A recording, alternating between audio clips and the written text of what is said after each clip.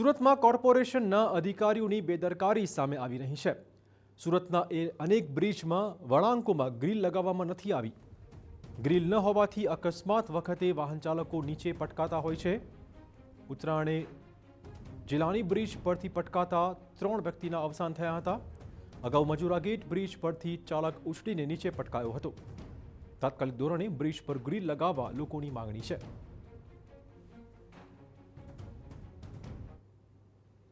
सूरत शहर में जे हमणां तमे 3 दिवस पहला ताजा समाचार आपणे 3 जणना मयत थई गया। ए 3 जणना जो ब्रिज पर जो पुल पर जो ग्रील लगावी होत तो आ 3 जण मरोत नहीं।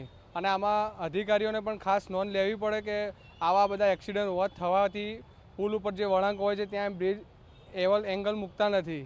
એવા ઘણી બધી સમસ્યાઓ છે સિટી શહેરમાં, જ્યાં અલગ અલગ પુલ છે, ચંદ્રશેખર આઝાદ પુલ છે, મજૂરા ગેટવાળો પુલ છે, ત્યાં બધા ખાલી એક મૂકી દે છે, લોખંડની એંગલો મારે તો ઘણા બધાની બચત પણ થાય છે।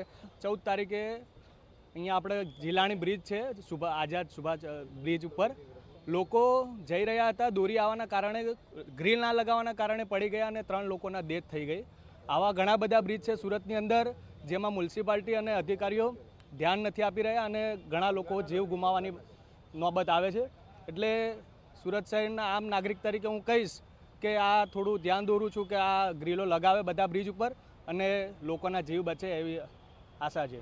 સત્તાધીશો ઘોર નિંદ્રામાં સૂટેલા એવું લાગી રહ્યું છે।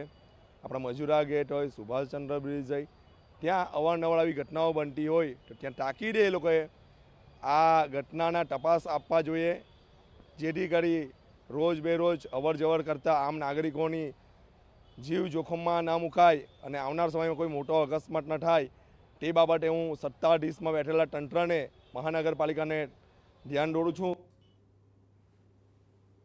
તો સુરતમાં અનેક બ્રિજ પર ગ્રીલ લગાવાઈ નથી, આથી ગ્રીલ લગાવી દેવાય એવી શહેરના લોકોની માંગણી છે। સુરત મહાનગરપાલિકા દ્વારા કરોડો રૂપિયાના ખર્ચે અલગ અલગ પ્રોજેક્ટો, અલગ અલગ બ્રિજો જે બનાવે છે અને ત્યારબાદ તેની નાની નાની જે ખામીઓના કારણે અનેક સમસ્યા ઊભી થતી હોય છે। મોટા પ્રોજેક્ટોની અંદર મોટું નુકસાન થતું હોય છે, ત્યારે જે કરોડોના ખર્ચે અલગ અલગ વિસ્તારોની અંદર જ્યારે બ્રિજ બનાવ્યા છે ત્યારે આ મોટા બ્રિજોની અંદર જે વળાંક હોય છે, વળાંકની અંદર જે ગ્રીલો નથી લગાવી અને તેના કારણે અકસ્માત થતા હોય છે ને ત્યારે અકસ્માતની અંદર લોકોના જીવ ગુમાવવાનો વારો આવતો હોય છે। કારણ કે આ 4 થી 5 માળ સુધીના મોટા જે બ્રિજ જે બનાવ્યા છે, જ્યારે કોઈ 4 વ્હીલ અથવા 2 વ્હીલનું જ્યારે અકસ્માત થતો હોય છે ત્યારે લોકો નીચે પટકાતા હોય છે ને ત્યારબાદ જે વ્યક્તિઓ હોય છે તેમના મોત થતા હોય છે। ત્યારે ઉત્તરાયણની અંદર એક તાજેતર જે ઘટના બની હતી કે એક ફેમિલી આ જે બ્રિજ ઉપરથી જઈ રહ્યું હતું અને તે દરમિયાન જે નીચે પટકાયા હતા અને 3 લોકોના ઘટના સ્થળે જે મોત થયા હતા। અગાઉ પણ કતારગામ દરવાજા વિસ્તારની અંદર બ્રિજ ઉપરથી જે 2 યુવાનો પટકાયા હતા તેમાં એક યુવાનનું જે મોત થયું હતું। એટલે કે સુરત મહાનગરપાલિકાની નાની નાની બેદરકારીના કારણે લોકોને જીવ ગુમાવવાનો વારો આવતો હોય છે। કરોડોના ખર્ચે બ્રિજ તો બનાવ્યા છે, જો જાળી લગાવવામાં આવે તો ક્યાંક ને ક્યાંક લોકોનો બચાવ સ્પષ્ટપણે થાય। આજે ચંદ્રશેખર આઝાદ બ્રિજ છે, મજૂરા ગેટ બ્રિજ છે, વરાછા બ્રિજ છે, અડાજણના જે તમામ જે બ્રિજો છે ત્યાં તમામ જે વળાંકો આવેલા છે અને ત્યાં જે ગ્રીલ નથી લગાવીને તેના કારણે નાની મોટી અકસ્માતની જે ઘટનાઓ છે તે બનતી હોય છે।